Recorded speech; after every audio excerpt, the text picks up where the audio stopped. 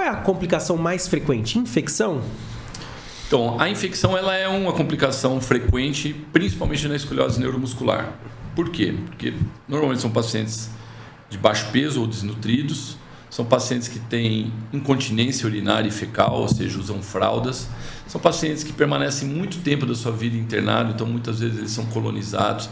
Infecção é uma complicação mais frequente na escoliose neuromuscular, por exemplo, quando você compara com a escoliose idiopática. Sim. Você vai ter um percentual ali de infecção de 1 a 2%, e na escoliose neuromuscular, em determinadas patologias, pode chegar a 40%, 50%, como por exemplo na mielomeningocele. Tá?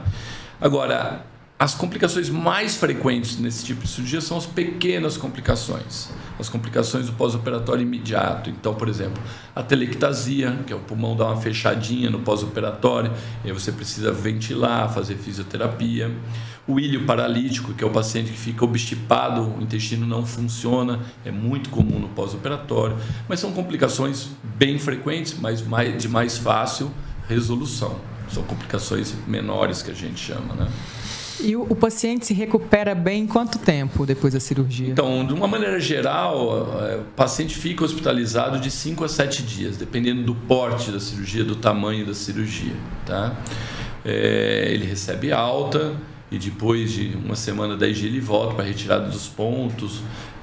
Mas, por exemplo, o paciente que tem uma capacidade de andar, ele opera lá na CD numa segunda-feira, na quarta-feira ele está em pé andando, por conta da reabilitação lá, que é muito forte. Tá? Então, a recuperação é aos poucos. Não adianta achar que o paciente vai operar e vai ficar uma semana deitado em recuperação. Não é assim. Ele fica hospitalizado cerca de 5 a 7 dias, porque é uma cirurgia de grande porte, mas ao mesmo tempo a gente aproveita esse período para fazer a reabilitação dele. Ou seja, quando ele vai para casa depois de uma semana, se ele tem independência, se não é um paciente cadeirante, ele está andando, ele está fazendo a sua higiene, está trocando de roupa, tomando banho normalmente. É muito rápido. Lógico que quando você tem um paciente cadeirante, um paciente neuromuscular, é um paciente normalmente que depende de cuidados dos pais, dos cuidadores, né? E aí, obviamente, você vai precisar um pouco mais de tempo, um pouquinho mais de paciência para a recuperação desses pacientes.